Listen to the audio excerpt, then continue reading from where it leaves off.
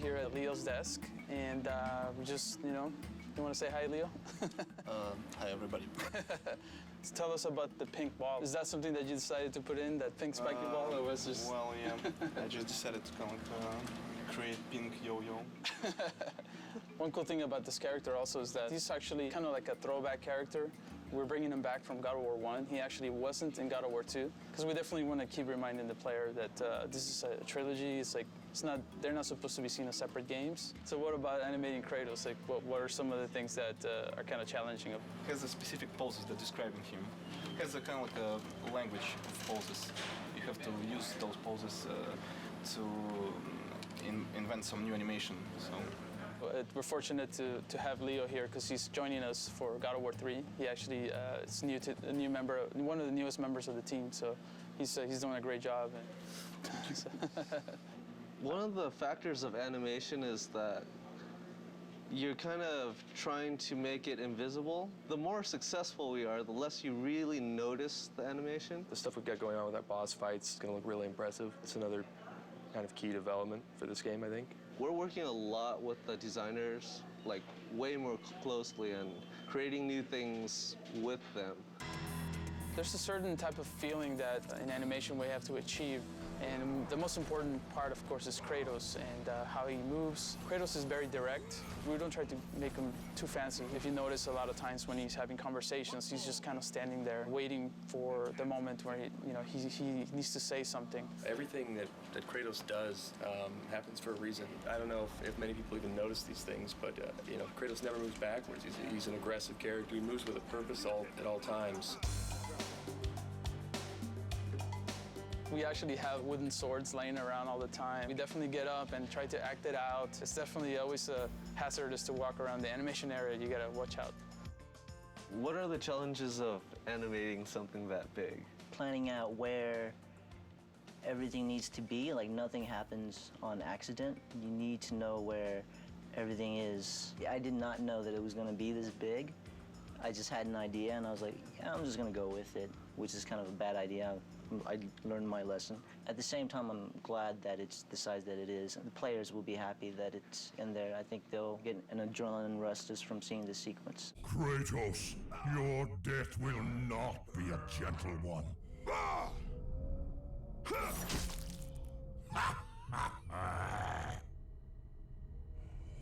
Ah! My eyes!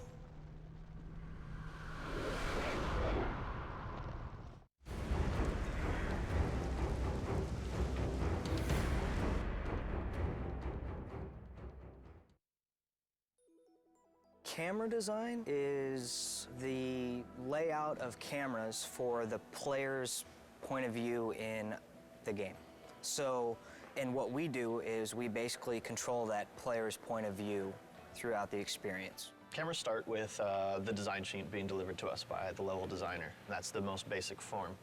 We put in all the cameras for the design sheet. Once the cameras are in and it's been play tested and it proves this is a good concept and we go forward with it, it gets sent off to the art department. That's where they'll take it and they'll spend months sometimes making these areas look really epic, and then they'll get finished with it and then they'll hand it back to us. And a lot of times it's a little bit different, so we'll have to adjust some cameras. So once the art comes back in and someone's spent a year building that level, they can be very touchy if they spent a year styling in this formation and my camera just goes right past it.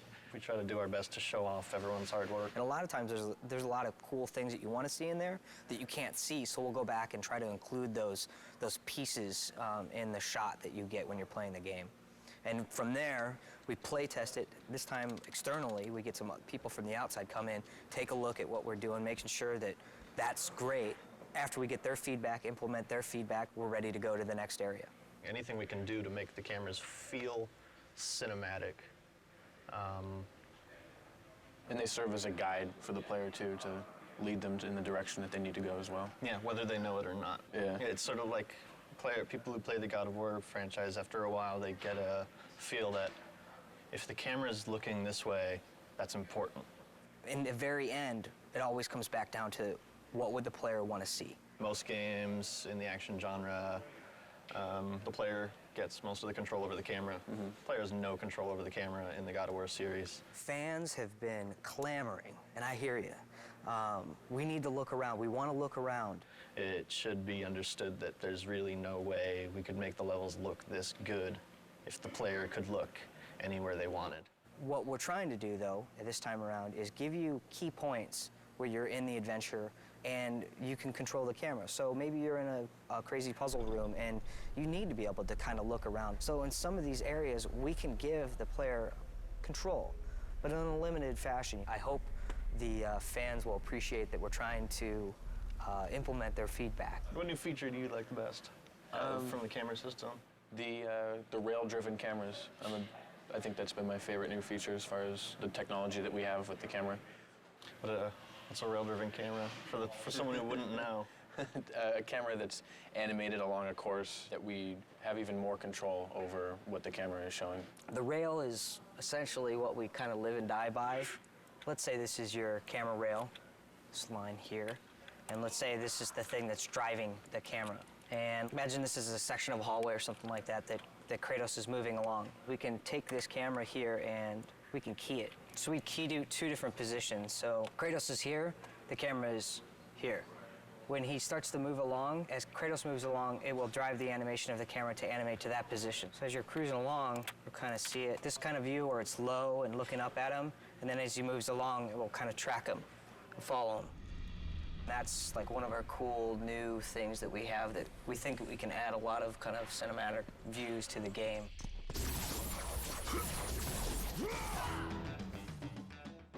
This is a perfect example of combat cameras right here. Here we're in a room, there's nobody to fight yet. And you can see we're taking a lower angle here.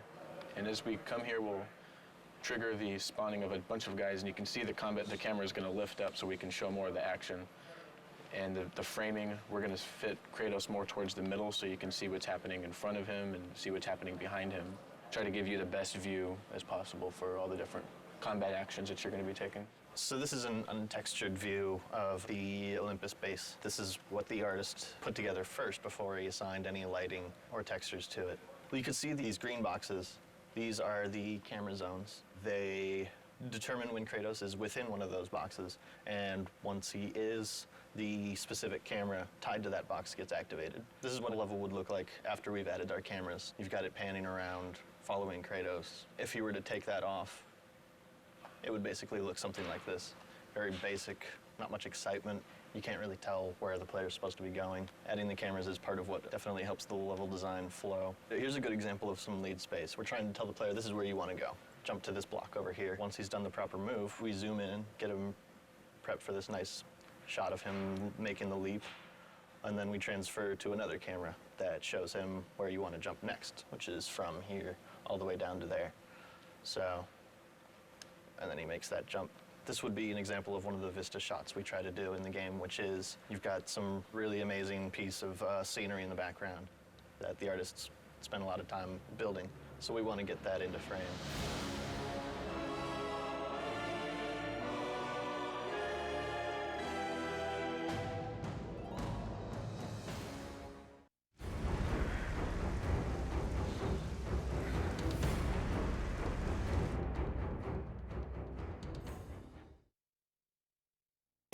Character modeling is taking the art from visual development and turning it into a 3D model, painting it, giving it life, and then handing it off to our character riggers who send it off to animation. So we actually create the object itself. It's in general just become, I guess you'd say, more sophisticated, but it's more of a traditional media now. It's kind of, if you know how to sculpt traditionally, then you're going to transfer right in. Traditional skills are playing a more important role, which is great. Do you feel that you channeling the great masters of art history to help you achieve a new level? Raphael, you know, they speak to me. Really. One of the big things that I was looking forward to doing is nasty stuff like this, because before this I'd been doing more technical stuff, more like realistic humans. Doing realism is fun to a certain extent. It's more fun to do something that's slightly realistic. There's more artistic license as far as where you can go with it. With realism, there is no artistic license. Creature design is kind of the most exciting thing. Like Peter was saying, artistic freedom, and just you can do kind of whatever you want and you push things. I mean, that's what the great masters did, so it's just exciting to work on that kind of thing.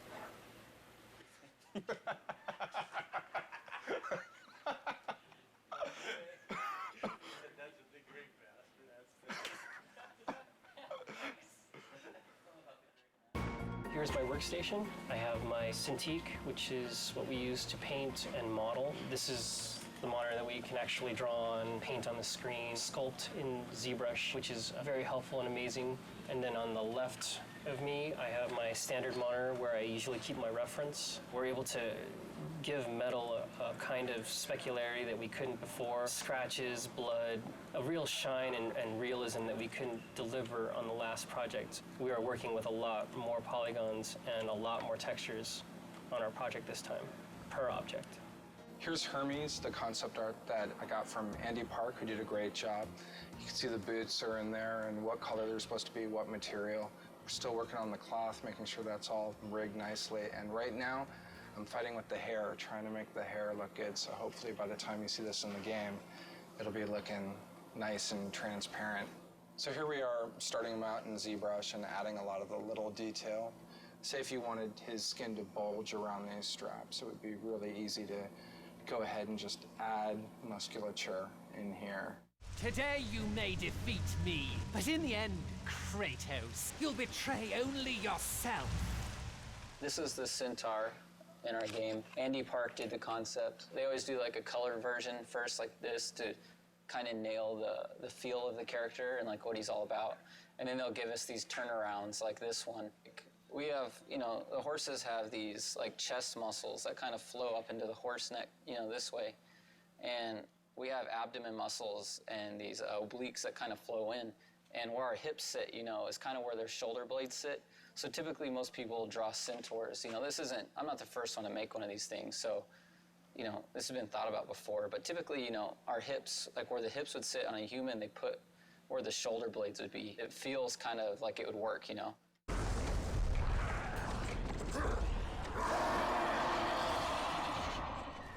Kratos was created from scratch simply because we weren't sure where we wanted to go in the third game, if we were going to change him at all, or if we were going to maintain the PS2 silhouette and essentially the same exact character. We felt like it might be an opportunity to really make some changes to him, considering the level of fidelity and sophistication in what we could create now on the PS3. We started out way out there. 2.5 years later, we decided that he looks like the PS2 model. So we're back to where we started, but it's really coming together, and it's right for the game. Kratos is a very heroic, very stylized silhouette, a very thin waist, very broad shoulders. He has kind of a swimmer's build on steroids. He's 8.5 feet tall, and he has a head the size of a 4-foot tall person. His waist is probably thinner than all of our wives. He's a trippy looking guy, but he reads really well in the game. Basically what I'm working on now is we've got an upper body and a mesh that the art director, as well as the director, really like. So now it's a matter of creating a blend map, which is new technology for Sony Santa Monica, in that we can do expressions. Basically, I'm just creating the rage, sculpting him looking angry, and we'll be able to blend this new facial expression into the current model. So we can go from here to here. The satisfaction comes in seeing him in the game saying, wow, that's him. Only look, you can see his veins and you can see him breathing. It looks better than the cinematics. That's kind of that's the satisfaction. Son has returned. I bring the destruction of Olympus! Cadence Crow, in the opening cinematic, flies down and ends up landing on this hapless victim. And as he's eating the guy, he rips the eyeball out of the socket. So it's especially like juicy and nasty. Later today, I'll be working on the vein that the eyeball's attached to. So maybe the crow can like wrestle the eye out and really get some good squirming going on in the audience, sort of thing. The way it works is that you lay down your base color. For example, with this guy, you get like a good skin tone going.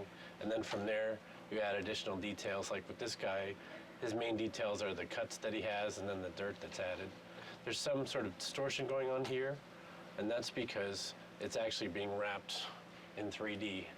So you can sort of feel where the chin line is just because of how these are bending.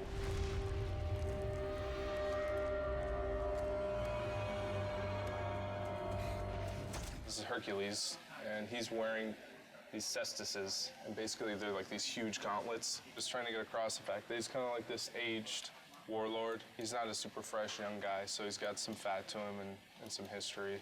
He's basically Kratos' brother, so a lot of the visual elements that he has, I think, parallel what Kratos wears. The really fun stuff was sculpting his flesh and his muscles and whatnot. Like, this is a final concept image, but we take it a step further and put a level of polish on it that isn't there, because once it's here, this is a beautiful painting, but once it goes in the game, it needs to be perfect at every angle. Every angle you look at it has to be a great piece of work. So it's you have to go in and you take this and you take everything a step further, and there can't be any mistakes. Call it my 13th and final labor.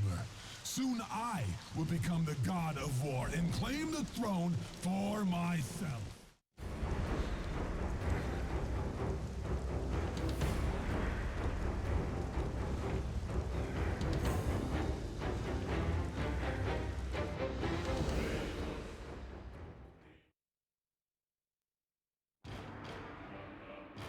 The role of a combat designer on God of War 3 is a complex role. Basically has anything to do with characters in the game. Any character you see moving in the game, attacking, fighting, are generally implemented by the combat designer. And then, of course, Kratos. What his platforming elements are going to be, what his new combat moves are going to be, what weapons he's going to use, how he's going to use them, how he walks, everything.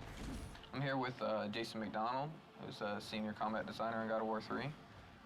And we're just talking about the new features that we have in the game and what we're trying to add to the God of War franchise. Well, we've got some of Kratos' items in. He can grab a head and he can light stuff up. Now that we can play with lighting in God of War 3, we can make the entire room dark, have enemies that are attacking you in the dark, can't be seen. And when you light them up with the head, they light up for a limited amount of time, so you can attack them while you can see them, but then they are constantly disappearing. You get to parts where it's completely pitch dark and you hear the guys scream in the background.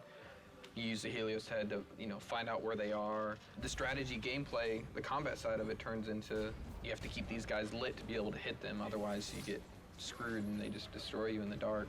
So.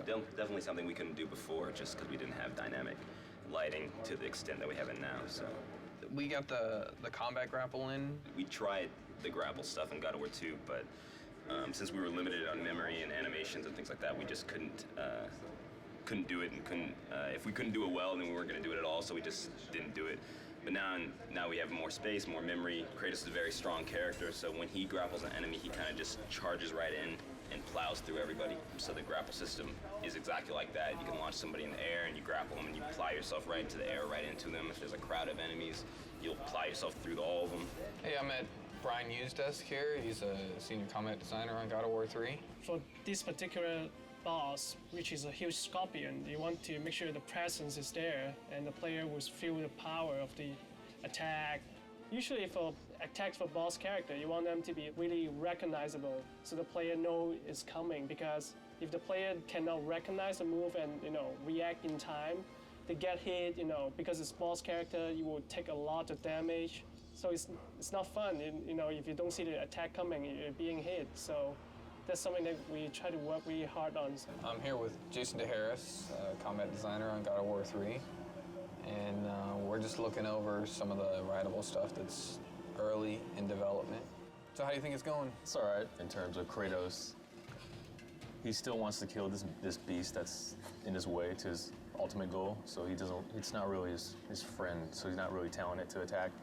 He's just trying to kill it, and then the indirectness of that is the Cyclops reacting to his pain pretty much. But then there's a challenge of making it feel responsive as well. So I guess it's kind of disguising that responsiveness with the pain reaction. So even the pain reaction is really a hit, actually. As you can see, we got a bunch of grunts on screen right now. And when you're fighting all these grunts, like taking on, doing a special move or, grabbing each one and killing them, that can be kind of slow. This will be an awesome tool for, you see the Cyclops in there, and you're just like, I want to get after the Cyclops so I can jump on his back and do tons of damage and kill these guys quicker. But just like any other feature, we have to prove that it's going to be fun and good. And, if it's not, we got to get rid of it, because everything has to be fun.